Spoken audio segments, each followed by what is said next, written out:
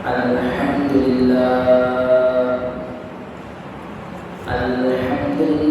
نحمده ونستعينه ونستغفره ونؤمن به ونتوكل عليه ونعوذ بالله من شرور أنفسنا ومن سيئات أعمالنا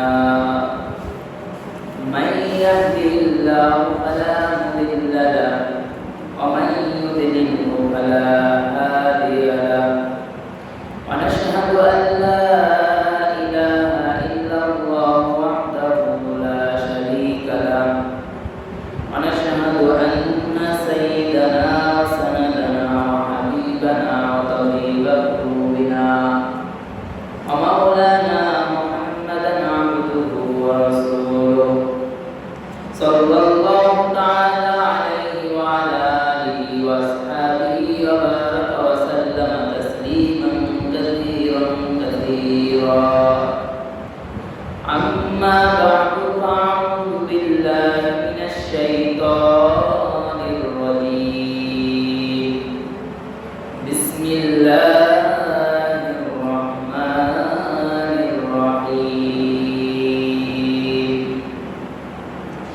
يا أيها الذين آمنوا إنما الخمر والميسر والأنصار والأزلام رجس من عمل الشيطان فاجتنبوه لعلكم تفلحون وقال رسول الله صلى الله عليه وسلم كل مسكر حرام وقال النبي صلى الله عليه وسلم ما أسكر كثيره فقليله حرام أو كما قال عليه الصلاة والسلام إن الله ملائكته يصلون على النبي يا أيها الذين آمنوا صلوا عليه وسلموا تسليما اللهم صل على محمد وعلى آل محمد كما صليت على إبراهيم وعلى آل إبراهيم إنك حميد مجيد اللهم بارك على محمد وعلى آل محمد كما باركت على إبراهيم وعلى آل إبراهيم إنك حميد مجيد الحمد لله মহান আল্লাহ রব্বুল আলামিনের দরবারে লাখো কোটি শুকরিয়া যে আল্লাহ রব্বুল আলামিন আপনাকে আমাকে আল্লাহর মসজিদে জুমার নামাজের উদ্দেশ্যে আসা এবং বসার তৌফিক দান করেছে সেই বিশ্ব মালিক বিশ্ব প্রতিপালকের দরবারে শুকরিয়া দান করি বলি আলহামদুলিল্লাহ আলহামদুলিল্লাহ সম্মানিত হাজিরিন বর্তমানে আপনার মাদক দ্রব্য নেশাগ্রস্ত এগুলা যুবকরা বেশিরভাগ জর্জরিত হয়ে গেছে। তারপরে মানুষ হত্যা, জেনা, ব্যভিচার, গুনাহের কাজ মানে দিন যত যাচ্ছে বেরিয়ে চলছে। প্রথমত আমি আপনাদের সঙ্গে যে আয়াত আলোচনা করেছি, আয়াতে আল্লাহ বলে ইয়া আইয়ুহাল্লাযীনা আমানু ইন্নামাল খামরু ওয়াল মাইসিরু ওয়াল আনসারু ওয়াল আযলামু রিজসুম মিন আমালিশ শাইতান ফাজতানিবুহু লাআল্লাকুম তুফলিহুন। হে ইমানদারগণ, মদ, জুয়া, মূর্তি পূজার স্থান এবং ভাগ্য জানার দিন এগুলো সবই শয়তানের নোংরা কাজ। তোমরা এগুলো থেকে সম্পূর্ণ দূরে থাকো যাতে তোমরা সফল হতে পারো। অর্থাৎ যারা নেশাগ্রস্ত থাকবে, মানে নেশায় লিপ্ত থাকবে, মদ জুয়ার আড্ডায় থাকবে, তারা কোনোদিন সফল হতে পারবে না। এটা হলো কোরআনের কথা। অর্থাৎ এগুলো থেকে বিরত থাকো। আর এগুলো হলো শয়তানের কাজ। কারণ আমাদের সৃষ্টির দিকে তাকালে যখন দেখবেন যে বাবা আদম আলাইহিস সালামকে সৃষ্টি করা হয়েছিল, তখন ইবলিসকে বলা হয়েছিল, ইবলিস তো ছিল মালাইকা, ফেরেশতাদের সর্দার। তো ফেরেশতাদের সর্দার ছিল, তাকে বলা হয়েছিল যে সেজদা করো। সকল ফেরেশতা সেজদা করলো, কিন্তু ইবলিস করলো না। ইবলিস সেজদা করে নাই কেন? যে তার যুক্তি ছিল আগুন উপরে ওঠে আর আমি আগুনের তৈরি, আমি আদমকে সেজদা করবো না। যখন তাকে আল্লাহ বিতাড়িত করে দিল, তখন কিন্তু সে ওয়াদা করে আসছিল, প্রতিজ্ঞা চ্যালেঞ্জ করে আসছিল আল্লাহর কাছে যে আপনি আমাকে জান্নাত থেকে বের করে দিলেন আল্লাহ, আমি আপনার প্রত্যেকটা বান্দাকে জাহান্নামে নিয়ে যাব। এই কথা সে বলে আসছে। আর আল্লাহ বলছিল আমার বান্দা গুনাহ করবে, আমি আমার বান্দার গুনাহগুলো ক্ষমা করে দিব। অর্থাৎ শয়তান যে চ্যালেঞ্জ করে আসছে আল্লাহ পাক, মানে আল্লাহর বান্দাদেরকে গুনাহের কাজ করাবে, জাহান্নামে ঠেলে দিবে। শয়তান যখনই কোনো মানুষ গুনাহের কাজ করে, শয়তান সফল হয়। কোনো মানুষ, কোনো মুমিন মুসলমান নামাজ ছাড়লো, শয়তান সফল। কোনো মুমিন নেক কাজ না করে গুনাহের কাজ করলো, মিথ্যা কথা বললো, মিথ্যার আশ্রয় নিল, মিথ্যা সাক্ষী দিল, হারাম খাইলো, শয়তান সফল। জেনা ব্যভিচারে লিপ্ত হইল, শয়তান খুশি। আবার যখন কোনো বান্দা নামাজ পড়বে, রোজা রাখবে, ইবাদত বندگی করবে, হালাল খাইছে, সত্য বলছে, সত্যর আশ্রয় নিয়েছে, তখন শয়তান বেজার, আল্লাহ খুশি। তো শয়তানের কাজ হলো গুনাহ করানো। আর বর্তমানে সবচেয়ে বেশি যেটা হয়েছে সেটা হইতেছে মাদক, মানে নেশাগ্রস্ত হইতেছে। আবার এই মাদক দ্রব্য, এটার মূল শব্দ হলো মাদক দ্রব্য বা নেশাগ্রস্ত। কিন্তু এটাকে বিভিন্ন নামে পরিবর্তন করা হয়েছে, বিভিন্ন নামে পরিবর্তন করে তারপরে এটা নেশা চলতেছে। শব্দের পরিবর্তন হয়েছে। যেমন নেশা বা মদ পান বললে মানুষ যতটা নিন্দনীয় খারাপ কাজ মনে করে, যদি বলে যে ইয়াবা পাইছি অতটা খারাপ মনে করে না। অর্থাৎ শব্দের পরিবর্তন হয়েছে। যতটা মানুষকে যদি বলা হয় তার সাথে ফেন্সিডিল পাওয়া গেছে, মানুষ যতটা খারাপ মনে করে না, যতটা খারাপ মনে করে এই শব্দ না শোনা পর্যন্ত যে তার সাথে মদ পাওয়া গেছে। অর্থাৎ কেউ নেশা করেছে, মদ খেয়েছে, এই শব্দটা শুনলে মানুষ মনে করে কি যেন করে ফেলছে, অর্থাৎ মদের ভিতরে আসক্ত। কিন্তু ফেন্সিডিল, ইয়াবা আরো বিভিন্ন নামে আর কি এটা প্রচার বাজারে চলতেছে বিভিন্নভাবে, কিন্তু এটাকে মানুষ খারাপ মনে করে না। যেমন আগে পরকীয়া একটা শব্দ আসছে, এই শব্দটা আসছে নতুন, কিন্তু আগে মুরব্বীরা জানতো জিনা করছে। আসলে জিনা যে করে এটারই বিপরীত শব্দ, মানে একটা শব্দ দেওয়া হয়েছে যে পরকীয়া। কিন্তু পরকীয়া করলে অধিকাংশ মুরব্বী বুঝে কি যে একজন আর বউ আরেকজনের সাথে বাইকে গেছে, এই পর্যন্ত ভাবে। কিন্তু আসলে জিনা করছে, এটাকেই বলতেছে পরকীয়া করছে। অর্থাৎ শব্দের পরিবর্তনের দ্বারা গুনাহ আমদানি হয়েছে, গুনাহ ব্যাপকতা বাড়ানো হয়েছে। জিনা চলতেছে কিন্তু এটাকে জিনা বলে না, বলে পরকীয়া। আর পরকীয়া মানে পরকীয়া করলে অধিকাংশ মুরব্বীরা মনে করে যে কি জানি একটু করছে, মানে বুঝেই না পরকীয়া। মানে জিনা শব্দটাকে বাদ করে দিয়ে এটাকে আপডেট করে এই গুনাহটা আরো চালু করা হয়েছে। ঠিক একই রকম। কারণ আল্লাহ রাসূল বলে গেছে এমন এক জামানা আসবে যে জামানায় মানে মানুষ নেশা করবে নাম পরিবর্তন করে। এখন যে নাম পরিবর্তন করা হয়েছে না, এটা আল্লাহ রাসূলের হাদিস। আবার আল্লাহ রাসূল বলে গেছে যে এমন এক জামানা আসবে যে জামানায় গান বাজনাকে হালাল বলা হবে। আর ঠিক এই জামানায় এখন গান বাজনাকে হালাল বলা হয়। অর্থাৎ এটা যে পরিবর্তন করা হবে, এটাকে যে শব্দের পরিবর্তন করে এটাকে হালাল রূপ দেওয়া হবে, এটা আল্লাহ রাসূল সাল্লাল্লাহু আলাইহি ওয়াসাল্লাম আর আগেই বলে গেছে।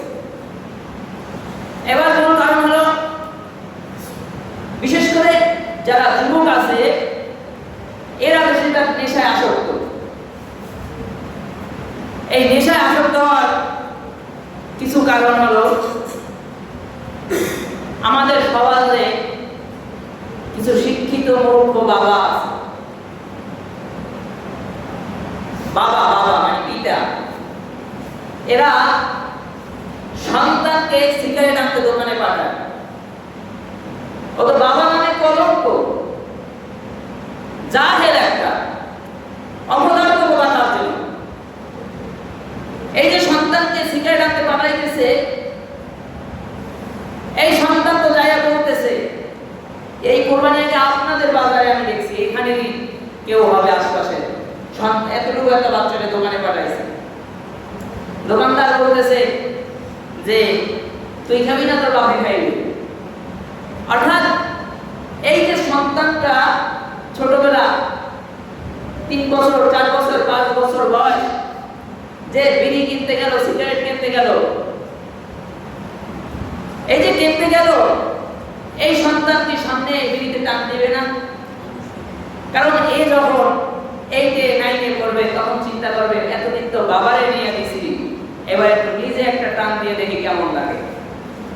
আর যখন দোকানদারের কাছে চাইবে, দোকানদার তো না বলবে না, কারণ দোকানদার চিন্তা করবে ও তো লেদার নিয়ে নিতে চায় বাবার জন্য। এই যে আমি অসংখ্য আমার নিজের চোখেও দেখছি, মানে স্কুলের ড্রেস পরা ছাত্রদেরকে বিড়িতে টান দিতে দেখছি, আমি নিজের চোখে দেখছি, মিথ্যা না, খোদার কসম নিজে দেখছি।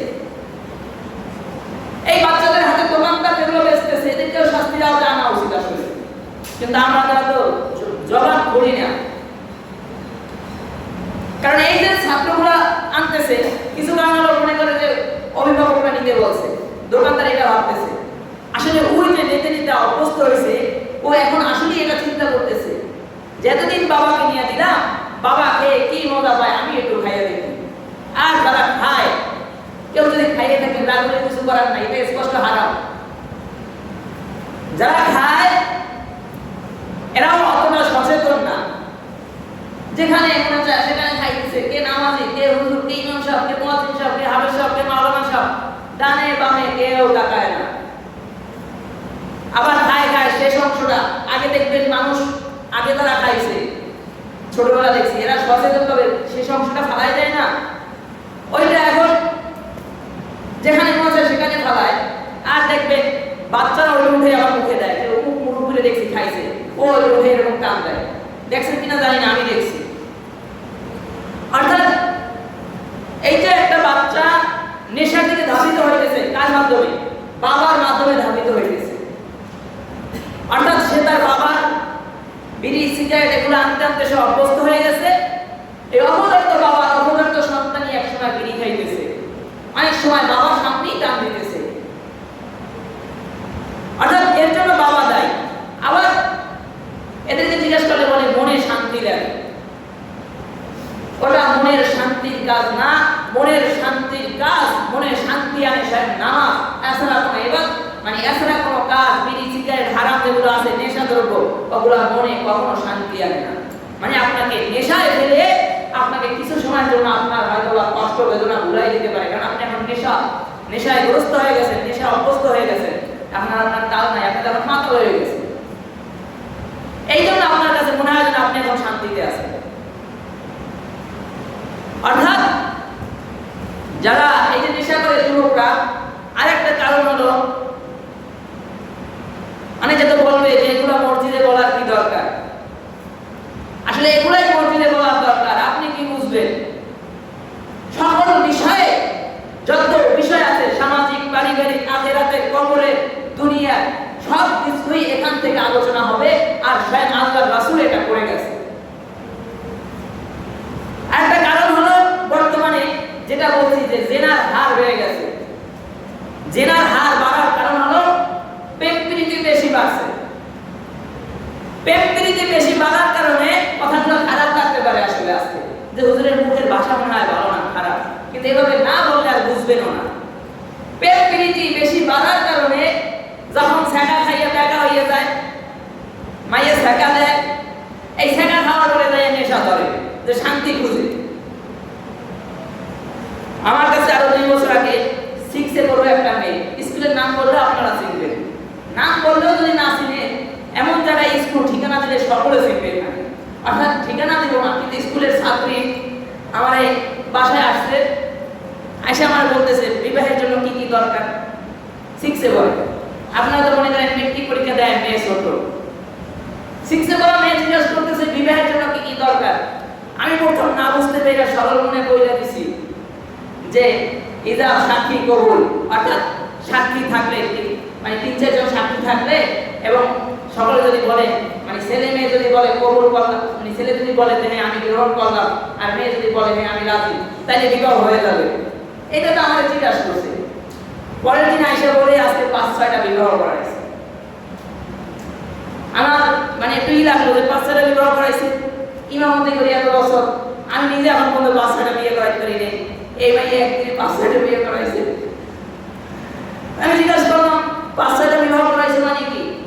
কয় বলতেছে তাই স্কুলে।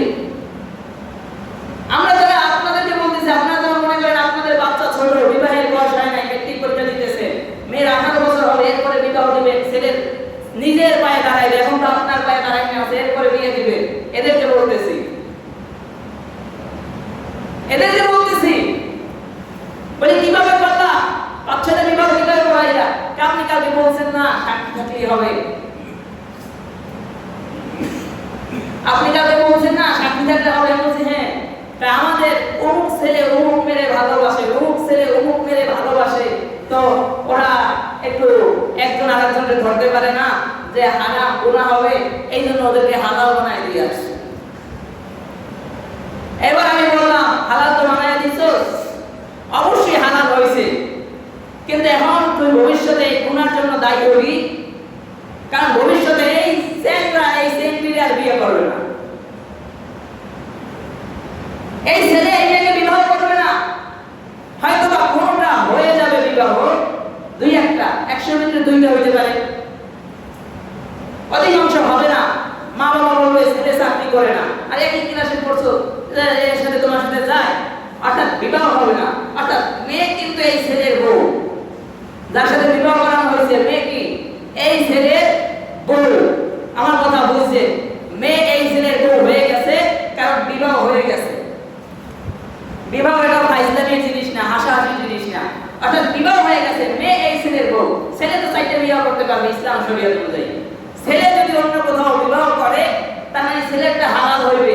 এবার হালাল হওয়ার ভিতরে প্রশ্ন আছে, সেই মেয়েটাও আবার স্কুলে এরকম বিয়ে বৈশা আসছে কিনা। অর্থাৎ যেই মেয়ে একবার কোন স্বামীর কাছে মানে ছেলের সাথে বিবাহ হয়েছে, অর্থাৎ ওই মেয়ে অন্য কোথাও মানে স্বামী তালাক দেওয়া ছাড়া 3 মাস ইদ্দত পূরণ করা ছাড়া ওই মেয়ে যদি অন্য কোথাও বিবাহ বসে, স্পষ্ট মাসালা হলো হারাম। স্বামী না ছাড়া পর্যন্ত এই মেয়ে অন্য কোথাও আর বিবাহ বসতে পারবে না। খুশি হইতে পারেন, বেজার হইতে পারেন, আপনাদের ব্যাপার। স্পষ্ট, এটা হলো স্পষ্ট মাসালা, জানেন, অনেকে জানেন। স্বামী যতদিন পর্যন্ত 3 তালাক না দিবে, অর্থাৎ এই মেয়ে অন্য কোথাও বিবাহ বসতে পারবে না। আর যদি অন্য কোথাও বিবাহ বসে, যত বছর সংসার করবে আর সহবাস করবে, ওটা সহবাস নয়, ওটা জিনার গুনাহ হবে। আর ওর দ্বারা যতগুলো প্রোডাকশন বাচ্চা বের হবে, সবগুলো অবৈধ জারজ সন্তান বের হবে, একটাও হালাল জাদা বের হবে না, প্রত্যেকটা হারাম জাদা বের হবে। আর এগুলাই কোরআন হাদিসের বিরুদ্ধে কলম করবে। এটাই স্পষ্ট কথা। বলেন যে হালাল বাবা হালাল মায়ের সন্তান কেন কোরআন হাদিসের বিরুদ্ধে কথা বলে, কেন রমজানের বিরুদ্ধে কথা বলে, কেন কোরবানির বিরুদ্ধে কথা বলে? আসলে তো ব্যাসটা ওই জায়গায় লাগিয়ে রয়েছে। স্বামী স্ত্রীকে কিছু হইলেই তালাক দিয়ে দিছে, এরপরে এটার সাথে আবার সংসার করতেছে। শুধু মালিক 3 তালাকের, কিন্তু তালাক দিয়ে দিছে 14 গোষ্ঠী হতে সব তালাক দিয়ে দিছে, এরপরে আবার এর সাথে সংসার করতেছে। আর যেগুলো বাইরে হইতেছে সবগুলো অবৈধ হইতেছে, কারণ এটা তো তালাক হয়েই গেছে। তাই রাগ হয়ে গেছি, তালাক কিন্তু ঘুষিয়ে দেয়। আমার বলেন তো, আই লাভ ইউ বউ 1 তালাক, আই লাভ ইউ বউ 2 তালাক, এরকম দেয় তালাক? খুশি হয়ে দেয়? রাগ হয়েই তো দেয়। তালাক আসতেই রাগের কারণে, কিন্তু আল্লাহ বলছে আস্তে আস্তে দাও। প্রথমে 1 তালাক দিয়ে ভয় দেখাও, তারপরে আবার কথা না শুনলে 2য় তালাক দিয়ে ভয় দেখাও, এরপরও ভালো হয় না, 3 তালাক দিয়েছে তো শেষ, ওটার আশা চাইবে না। এই জন্য স্কুল কলেজে এভাবে প্রেম চলতেছে।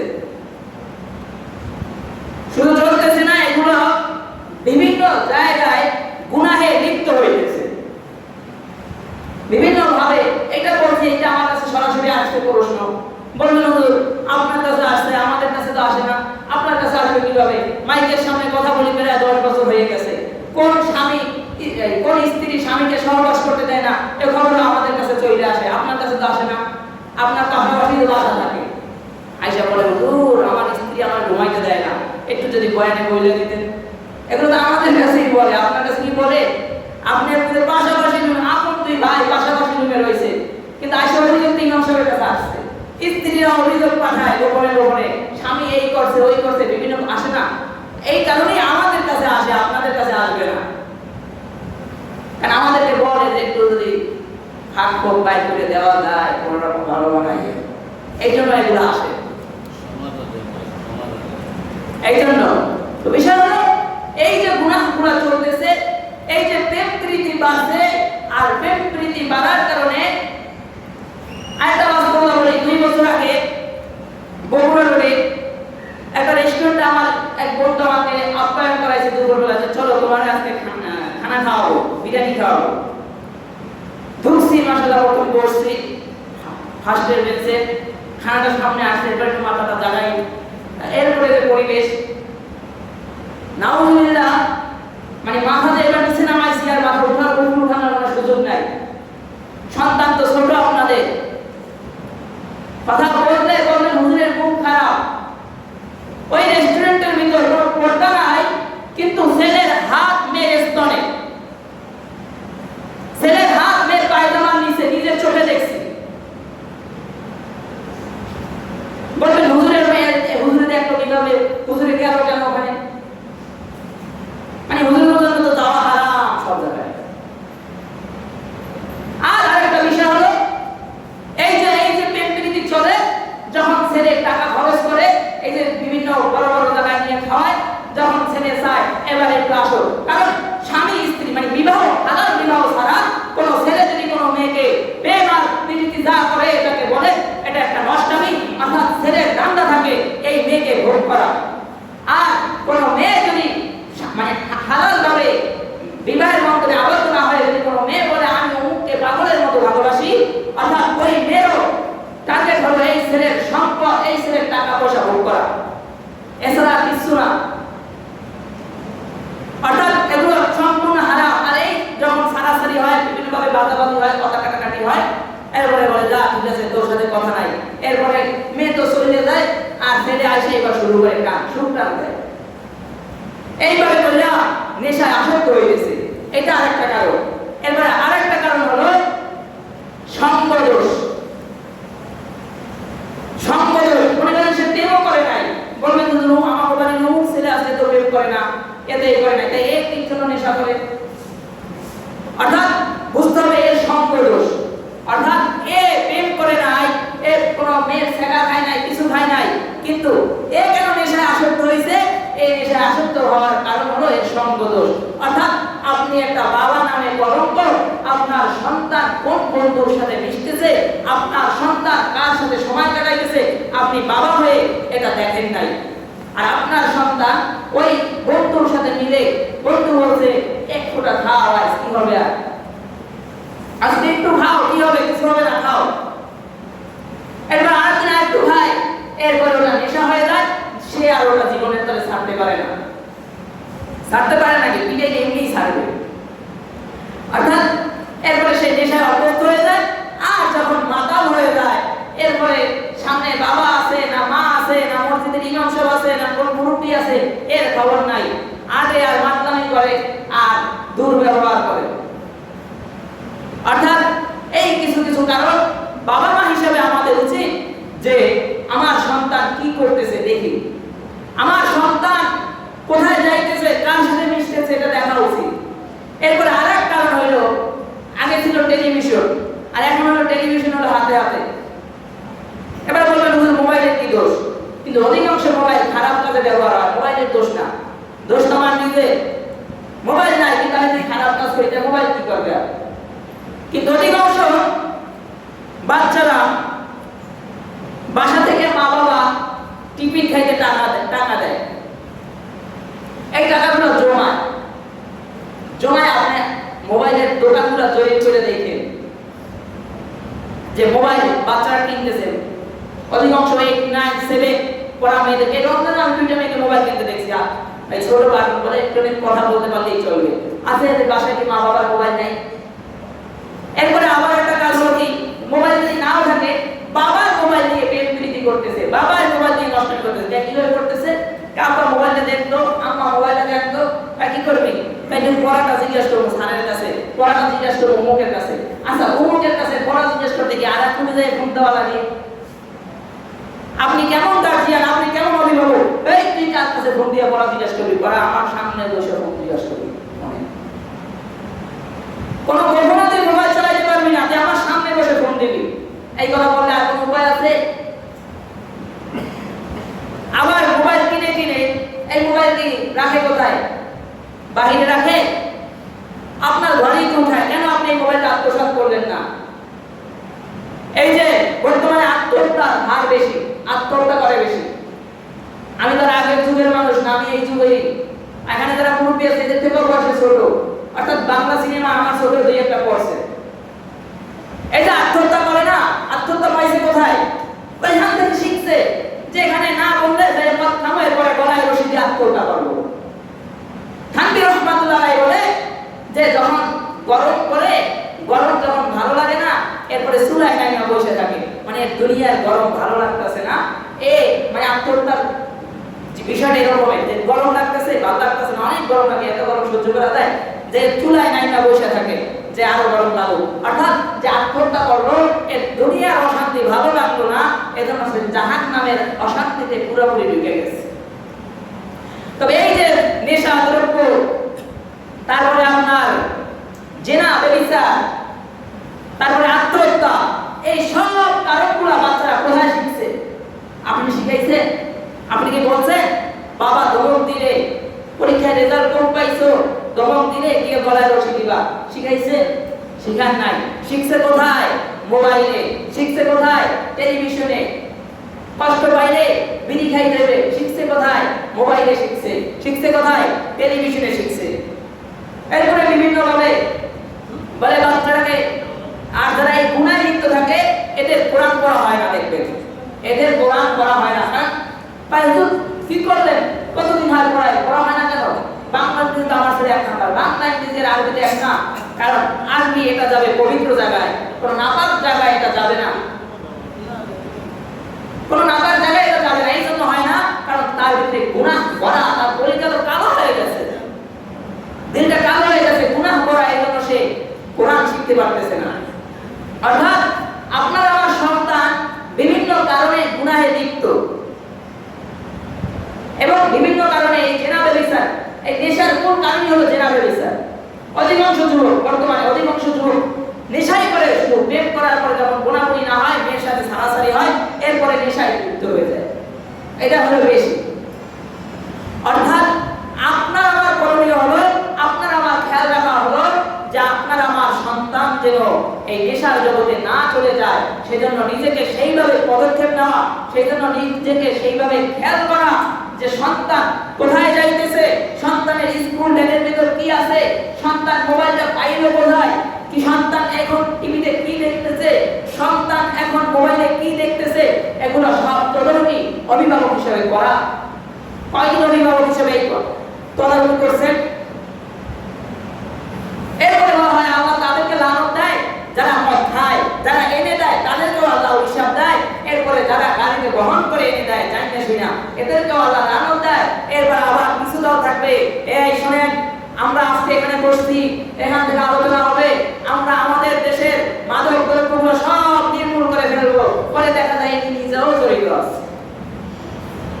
অর্থাৎ এই নেশা করার মূল কারণ হলো যুবকরা যেটা আসক্ত। কারণ আগে তো ছোট থেকে, আগে কি জন্মের পর থেকেই কেউ নেশা করছে? করে নাই।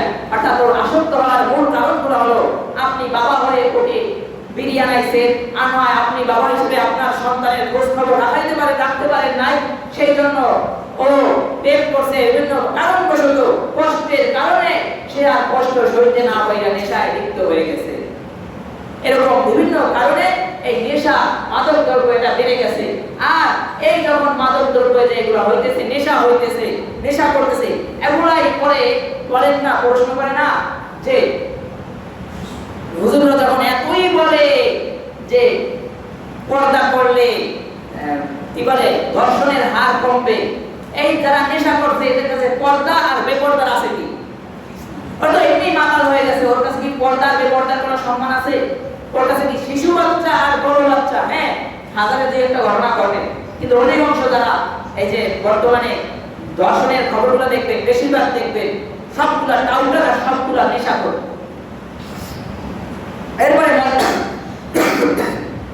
এরপরে শুধু দর্শন করে না, মর্মান্তিক ভাবে নির্যাতিত নিপীড়িত করে হত্যাও করে। অর্থাৎ এর কারণগুলো হলো এই জায়গায়। অর্থাৎ মা বাবাকে সচেতন হতে হবে যে আমার সন্তান কি করতেছে, আমার সন্তান কোথায় যাচ্ছে, আমার সন্তান কার সাথে সঙ্গ দিতেছে, আমার সন্তান কাকে বন্ধু বানাচ্ছে, আমার সন্তান কার সাথে কতটুকু সময় কথা বলতেছে, এগুলো তদারকি করা উচিত। কিন্তু সেই তদারকি নাই। আর আরেকটা বিষয় হলো সন্তানকে টেলিভিশনের সামনে আর দিয়েন না, সন্তানের হাতে মোবাইল দিয়েন না আলাদা রুমে, সন্তানের কাছে আলাদা রুমে মোবাইল দিয়েন না। কারণ 5টা ভালো ভিডিও আসলে একটা খারাপ ভিডিও সামনে আসে, সুতরাং সেটা বুঝে না যে এটা উপরে যেতে হবে, খারাপটার আসর বেশি করে। আমার সামনে আরো 2-1 মাস আগে আইসা বলে আপনার তেলাওয়াত আমি শুনছি, আপনার বয়ান আমি শুনছি, কোথায় শুনছো, কোন জায়গায় শুনছি, দেখি আমি প্রতিদিন দেখি। আমি ওর কাছে মোবাইল দেখে, ওর কাছে মোবাইল দেখে কেন ভাই, ও ভালো কিছুই দেখে, কিন্তু ঘটনা ঘটনা আমার সামনে বইয়া গেছে যে ও একটা খারাপ ভিডিও দেখতেছে। এই হলো অবস্থা। অর্থাৎ আপনার সামনে সে ভালো ভিডিও দেখবে, আপনাকে দেখাইবে যে আপনি দেখেন আমি খুব কোরআন তেলাওয়াতের ভক্ত, আমি খুব কোরআন তেলাওয়াত শুনি, আমি মিজানুর রহমান আজারির ভক্ত, আমি মামুনুর হকের ভক্ত, আমি পীর সাহেব চরমুনার ভক্ত, আমি পীর সাহেব সারসিনার ভক্ত। এই দেখেন আমি এদের বয়ান শুনতেছি, আর আপনি বাবা বলছেন তা ঠিক আছে যাও মোবাইল নিয়ে রুমে যাও, আপনার থেকে না তাহাজ্জুদ করে মোবাইল নিয়ে। অর্থাৎ সচেতন হতে হবে, বিরক্ত না হওয়া পর্যন্ত হাতে মোবাইল দিবেন না। কোন কোন যদি হাতে মোবাইল দেখেন সেই মোবাইলটা আত্মসাৎ করে রেখে দিবেন। অর্থাৎ নেশার মাদক দ্রব্য যদি বন্ধ করতে চান, আর যারা আসক্ত হয়ে গেছে এলাকায়, যারা উচ্ছৃঙ্খল করে, এদেরকে ধরে কি করবেন, পিটাইবেন না? ধরে পিটাপিটির দরকার নাই, শাস্তি আমি সেটাই দিতেছি। প্রথম ধর্মের সুযোগ আছে তো, কারণ হযরত ওমর রাদিয়াল্লাহু তাআলা আনহু ছেলে বলা হয় মদ পান করে ফেলেছে, আর এটা প্রমাণ হয়েছে বিভিন্ন জায়গায় বিভিন্নভাবে প্রমাণ করে। কোন জায়গায় বলে আমর ইবনে আস রাদিয়াল্লাহু তাআলা নিজে বিচার করছে 80টা তাবুকের বাড়ি দিয়েছে। আবার কোন জায়গায় বলে হযরত ওমর নিজেই শাসন করছে। হযরত ওমর রাদিয়াল্লাহু তাআলা বলে আজকে সে খলিফার ছেলে, হযরত ওমরের ছেলে, এজন্য যে সে বেঁচে যাবে তা নয়, তার শাস্তি অবশ্যই হবে। অর্থাৎ হযরত ওমর নিজে তার সন্তানকে শাস্তি দিয়েছে। আর বলা হয় যদি হযরত ওমর নিজে শাস্তি না দিয়ে থাকে, তাহলে যিনি শাস্তি দিয়েছে তাকে সমর্থন করেছে। আর আমরা বলি কি, আর কত বড় সাহস, আমার ছেলে মদ খাইছে, ওর কি, আমার ছেলেকে হাত দিল কেন? অর্থাৎ পিটাপিটির দরকার নাই, আমার একটা দিয়ে দিবে, এই তুই তোরা নেশা করছস, এখানে দাঁড়া, আজকে ধরা খাইছস, এখন থেকে 41 দিন মসজিদে 5 ওয়াক্ত নামাজ পড়বি। যদি 1 ওয়াক্ত নামাজে না দেখে তাহলে তোকে সব কিছু থানায় দিয়ে আসবে। আর নিশ্চয়ই নামাজ এই খারাপ কাজ থেকে তাদেরকে বিরত রাখবে। অর্থাৎ পিটাইয়ে তো ভালো বানাইতে পারবেন না, এই জঙ্গলে মারছে তাই পিটাইবে, এবার নানা জঙ্গলে যাই খাইবে। অর্থাৎ তাদের উপরে হুইল্যান্ডটা এইভাবে জারি করে দিবে যে আজকে থেকে যেন এই মসজিদে তোদেরকে দেখি, তোরা যে এই মসজিদের মুসল্লি, অর্থাৎ তোদেরকে এই মসজিদে দেখতে চাই। এভাবে 1-2 বললে তা মানবে না, সে আর ওটা কেন হইবে। অর্থাৎ 4-5 জন একসাথে যায় বলবেন যে তোদেরকে এখন থেকে 5 ওয়াক্ত নামাজ 41 দিন মসজিদে দেখতে চাই, যদি না দেখি তাহলে তোদের উপরে শাস্তি, এখন যে খাইছস এটা শাস্তি পড়বে। অর্থাৎ তখন 41 দিন নামাজ পড়লে বলা যায় যে এরা আর গুনাহ করবে না, এটা আল্লাহর ওয়াদা। 41 দিন নামাজ পড়লে, এবং নামাজ পড়লে তাকে গুনাহ থেকে বিরত করবে, নামাজ নিজেই তাকে গুনাহ থেকে ঠেলে এই দিকে নিয়ে আসবে, ভালো পথে নিয়ে আসবে। এরপরে জুয়া, মদের পরে আবার আল্লাহ কোরআনে জুয়ার কথা বলে দিয়েছে। দেখবেন বাবার জীবনে একটা লঙ্গি কিনা দেয় নাই, মায়ের একটা শাড়ি কিনা দেয় নাই, মায়ের 100 টাকার ওষুধ কিনা দেয় না, এই নিয়ে দেয় জুয়ার টাকা লাগায় কিনা। অর্থাৎ এই জুয়া থেকেও বিরত থাকতে হবে। জীবনে সন্তানদের ভালো মতো খাওয়ায় না, স্ত্রীর দেখাশোনা করে না, এই যেমন এখন খেলার আমল আসছে, বিভিন্ন ভাবে জমি পেয়েছে, এরপরে নানান